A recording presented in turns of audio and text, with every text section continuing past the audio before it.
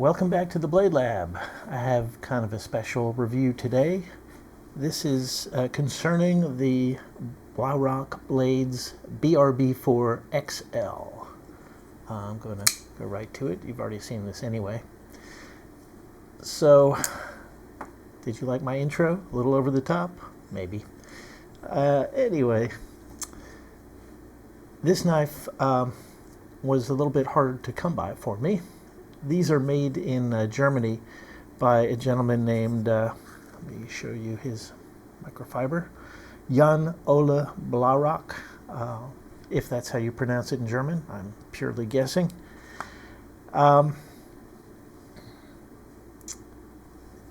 He is a machinist by trade. He makes knives in his spare time, so there aren't a whole bunch of these out there. His knives generally, and the XL in particular, because it is one of his more recent models. He started making knives, I think, around 4 years ago. I'm not 100% sure of that when he really started fooling around with it, but I think he started to get serious with it about 4 years ago. At first, he was using the CNC machine of a friend of his, which kind of limited his productivity, just because obviously he had to take a back seat to his friend's projects. He has kind of ramped up production recently. According to his Facebook, he purchased his own CNC machine in October of 2023. So now he is able to produce more knives more quickly, which is awesome for those of us who enjoy them. So let us get into the review. As I may have said, this has been kind of a grail knife for me, and I'm using grail. Everybody has kind of a different definition of what grail means in the knife world. In the sense that I'm using it, it is something that I've been wanting for a while, something you might not be the easiest thing to obtain, and something that generally sort of pushes you in the pocketbook a little bit. You know, it's something where you might be pressing your comfort zone a little bit, and that describes this knife for me. Everybody has different categories, different means, different, not just means, but also how much are you willing to devote to this particular hobby. So let me remove this for the moment. I was happily able to add this to my collection about 3 weeks ago, and it's been in my pocket a lot, so I have some experience with it. I have this is the box that it comes in. It's really rather plain, and the only thing mine came with, I bought mine on the secondary, by the way, the only thing mine came with was the knife, the microfiber you saw, and this COA. And as you can see from this, it's got the model. This is serial number 48. I believe he has made so far, I think it's 60 of the XL model. The steel is RWL34. The handle's obviously in tie. And this was made earlier this year, so it's all pretty new. Get the box out the way. Let's when I was researching this. Well, let me start even before that. I had been following Blaurock for a while, and I was pretty taken with his BRB4 model, which I think is the first one that I saw. Maybe saw some reviews on YouTube, and I thought it was just great looking, really cool. Similar, as you can tell from the BRB4, the handle style is similar. That model is more of a, I guess, a Japanese tanto type blade, but with similar finishes. But it's smaller, you know. This, you might have guessed from the XL designation of this one. But so yeah, that one has about a 3-inch blade, and then I saw which is a little smaller than I generally like. You know, I have some certainly knives in that size range, but I just tend to not carry them as much as I do knives that are, you know, 3.3 to 4-inch blades. So this one is really right in my wheelhouse. I started to say, when I started to research it, I couldn't find a lot of information about it, you know, just in terms of size and, you know, sort of basic things like that. So let me provide you that information. Overall length of this knife is 8.5 inches. The blade length to the tip of the frame here is 3.5 inches. The cutting edge is about 3 5/8 inches. Closed length, I do not remember. Let me grab my ruler and we will find out together. Closed length is just under, it's about 1/16 of an inch shy of 5 inches. So it's a long one. The weight of my knife is 4.1 ounces. So not too bad considering the size of the blade. And it's actually a weight that I like. I'm not generally overly fond of ultralight knives. I like a little heft. And that brings me, oh wait a minute, before it brings me to that, let's just do, while we're talking about the size, let's do some size comparisons. So I think it would be appropriate to compare it to some recent sort of mid-tech, sort of custom mid-techs from Europe, which is what this one is. This is the RH Knives Tasca 2. I believe these are made in Czech Republic. Pretty sure that's right. And this is the Rob Johnson's Cedar, and this is made in Slovenia. Is that right? I don't know. I think it's right. Anyway, so you can see that it's about the same size as the Cedar. It's the XL is a little bit longer than the Tasca 2. Now those are knives that you may not have because they're somewhat rarer. So let's compare it to some more common knives. This would be the Spyderco Paramilitary 2. You can see that the XL is a little bit longer than the PM2. So it is obviously a full-size knife. The other more common comparison, this is a Demco 80 20.5, which is obviously considerably smaller. So this would be more like the Demco 80 20 or 20S. So that takes care of that. So let's talk about, before I get into my overall impressions, let's talk about ergonomics. That was one of the concerns I had when I first saw these knives, not just this, but the regular BRB4, is that it has a pretty skinny handle, you know, certainly in relation to the blade. It's usually not something that I like, just visually, and also, you know, I have sort of large, sort of meatier hands, so I usually prefer knives that are more sort of hand-filling. However, overall, I really like the looks of this knife, so that didn't obviously stop me from buying it. And once I got it and I put it in my hand, I was really pleasantly surprised that it's quite comfortable. And I think in part that may be because it is has a decent thickness. It is, let's compare it to the PM2. It's not a thick boy, but it's reasonably thick. Compare it to the Rob Johnson's. So it does not feel like a slender thing in the hand. You know, obviously it's only going to it's not going to fill up the hand, but it doesn't feel bad to me. The pocket clip, which is a milled clip, is pretty flat from when viewed from above, so there's definitely no hot spot there.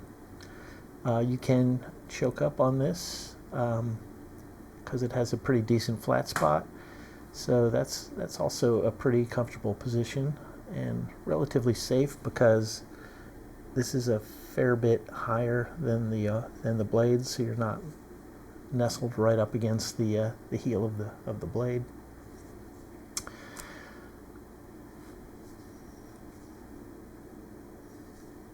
And so yeah, that's that's about all I can say about the ergonomics. It's works well. It's also a decent blade shape for utility EDC type use. Obviously, it's kind of a straight back. It drops probably a little bit. Let's see if we can just put it against a flat object.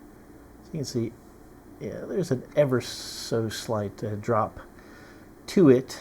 But consequently, you have maybe 1.5 to 2 inches of sort of flat area on the blade for, you know, cutting wider materials like cardboard, and you have a very substantial belly area on the blade, so that's going to work well on a cutting board or, you know, any sort of cutting surface, maybe for skinning if you were to skin something, which is not something I do. So yeah, it's a reasonably good all-arounder. It's not going to be great for detail cutting just because the tip is pretty high, so you would have to sort of cock your elbow up in the air. But you can do it. It's on the odd chance that you need to do something like that. Let's now talk about the aesthetics a little bit more. So we have, it's not a 6-shooter, it's actually an 8-shooter pivot, which is interesting. I'll throw up an assembly picture. I disassembled this earlier just to see what's in there. So this is not a pivot collar, but it's actually, I mean, this whole thing, in other words, this whole thing doesn't come off. This is actually more like a bolt or a nut, I should say. It's threaded on, this ring is threaded on the inside, and the inner circle is actually the pivot itself, which is threaded also. So this, so the, I don't know what you would call it, this, I guess it is a pivot collar, but it actually screws onto the pivot itself. So that's pretty unique. I don't think I've seen another knife that's built that way. Probably are ones that I just don't know of. The blade is obviously it's stone washed on the bevel, which is step milled. It is fairly coarse. I mean, feeling it's not as smooth as, for instance, the some other step milled blades that I have. For instance, the Rob Johnson's just doesn't have quite the washboard feel that this does. That may be in part because, unfortunately, one of the things I don't care for in this knife is that it was fairly thick behind the edge. This is my edge on here, which is at 17.5 degrees. From the factory, it was at a rather obtuse 25 degrees. So not great there. And even at 25 degrees, it was still about 27 thousandths behind the edge, so kind of thick. And now at 17.5 degrees, it's about 31, 32 thousandths behind the edge. So this is not going to be the greatest slicing knife in the world, simply put, because of the thickness behind the edge, because there is some resistance from the step milling, and basically it's because this sort of saber grind is rather short in relation to the height of the blade. You're also going to get some resistance from the blade pocket here, or the blade hole, sort of a combination. So yeah, these are things you might want to know if you are sort of looking to use this as your one sort of everyday carry knife. That is not what I would use it for. I do, as I said, I do carry it, but I have so many knives that it's not really one that I have to choose. If I need to cut up, hundreds of feet of cardboard, I can grab something more appropriate for that purpose. And you probably can too if you're looking at in this price category. Okay, so let's move past that. Obviously, we have horizontal satin on the flats of the blade, and this nice swedge, which is also stone washed. All the edges are nicely knocked down there. Really across the knife, there are really no sharp edges, which is fantastic. This, I believe, is a T8 screw, so the only hardware you need to remove are this screw and this proprietary pivot thing is a screw. I don't know if the knives come with a pivot tool if you buy it directly from Jan. Mine did not have one, and I wasn't about to pay $80 for one, so I did a little CAD model of, to fit this, and I printed it out on my 3D printer, and that's working fine. The pocket clip, as I said before, was milled. Obviously, it's blind screwed. I don't think we're going to be able to see where it's screwed in here, but you'll see it on the disassembly pic. I love the laser etching of the Blaurock logo on there. Sort of matches the kind of gothic look that I think the overall design has, and that I think is sort of consistent with Jan's work, and that I really kind of dig. That's, by the way, that was kind of explains the opening section with the gargoyle and all that shit. Just because, with the, it just seems like a gothic-ish kind of aesthetic, maybe sort of medieval, which also carries over to the knight, and that's on the microfiber. So what else can we say about this? Yes. So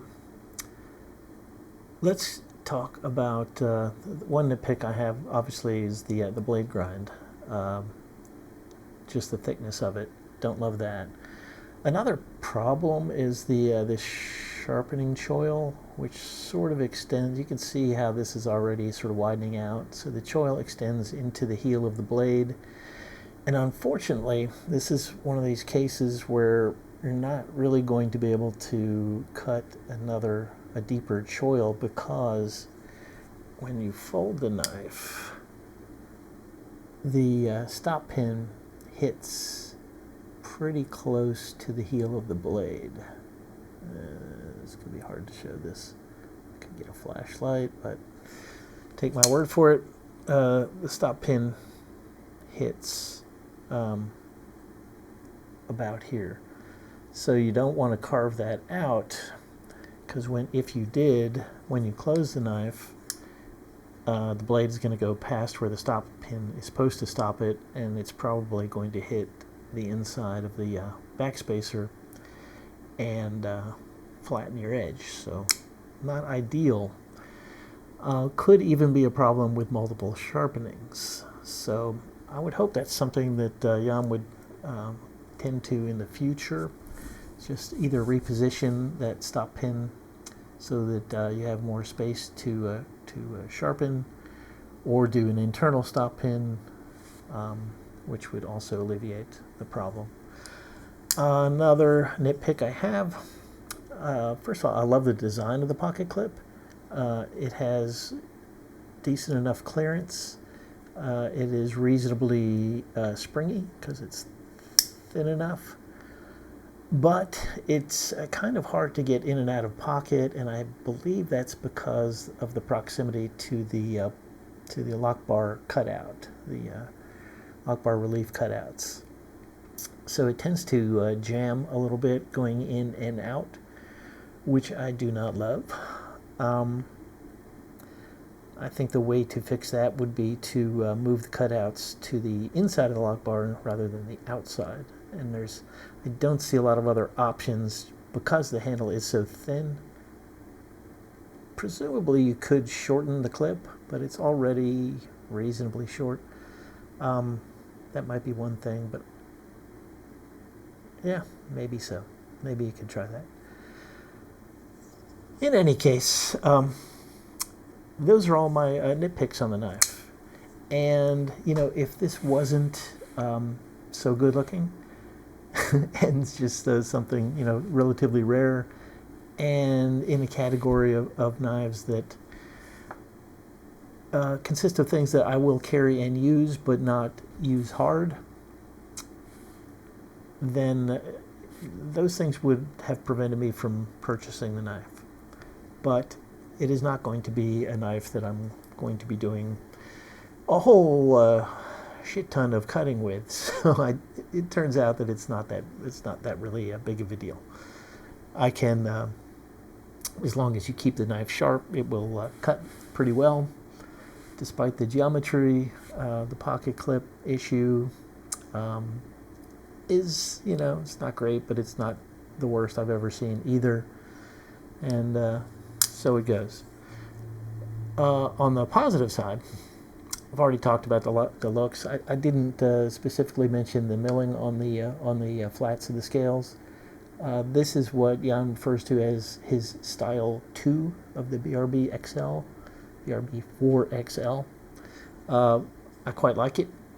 The style 1 was sort of just flat, basically no milling on the flats, and there was a milling that's similar to the milling here on the pocket clip. Yeah, right there. That sort of milling is all along the bevel on the edge of the scale, so that's pretty nice too. Most recently, he has a sort of a rock scale pattern, and I think that's maybe style 3. You could check that on his webpage maybe, or his Facebook page. So let's now talk about the action and the acoustics, which are fantastic. I'm gonna zoom out a little bit here. Sorry for the motion sickness. Yeah. So yeah, this blade hole / blade pocket works fantastic for the reverse flick. It's hard to thumb flick under the camera, but trust me, it works very well when I am not under the camera. The flipper tab also works very well. Detent is, I would describe it as medium. You know, it's not definitely not super hard, not super soft. You can sort of hear it there. It is drop shut.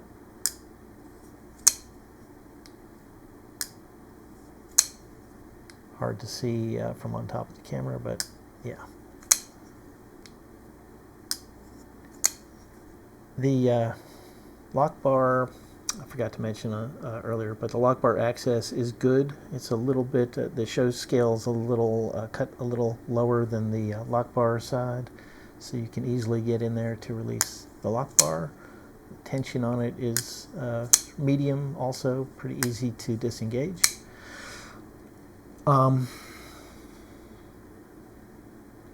Did I mention that there is a I think I forgot to mention that there is a lock bar insert, which interfaces with the tang of the blade and also serves as an over travel stop. So that is good. There's 0 lock stick. Lockup is rock solid in all directions. There is no pivot. No pivot lash and no detent lash. So mechanically, it is perfect, I will say.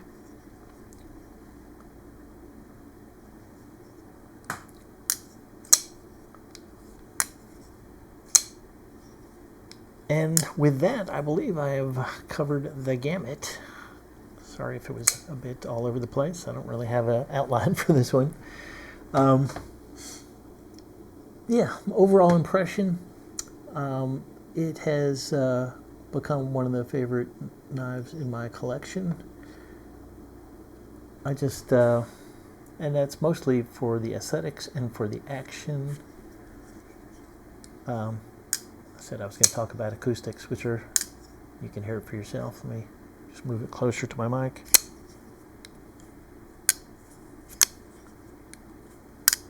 Quite like the acoustics.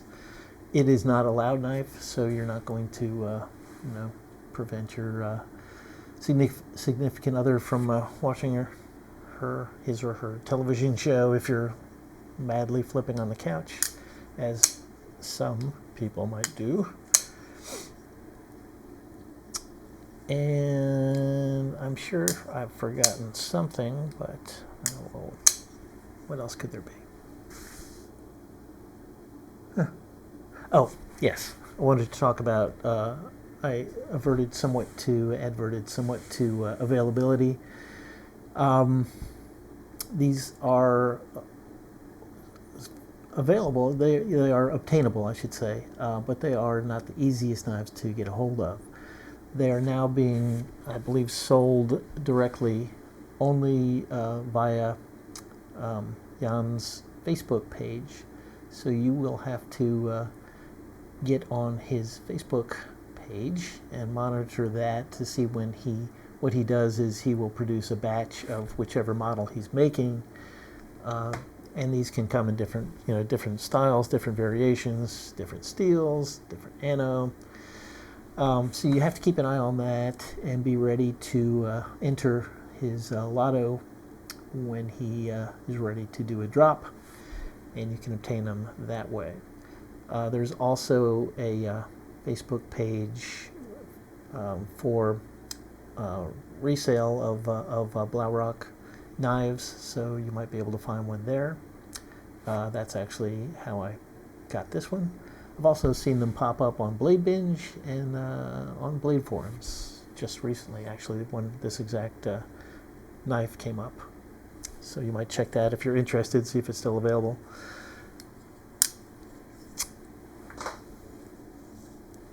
I believe that covers everything, and I hope you enjoyed the review. It's a super cool knife, and if you liked it, please click the like button below, the little thumbs up sign. If you enjoy this kind of content, please subscribe to my channel. I'm trying to get up to 1,000. That would be cool. And until then, y'all have a good day.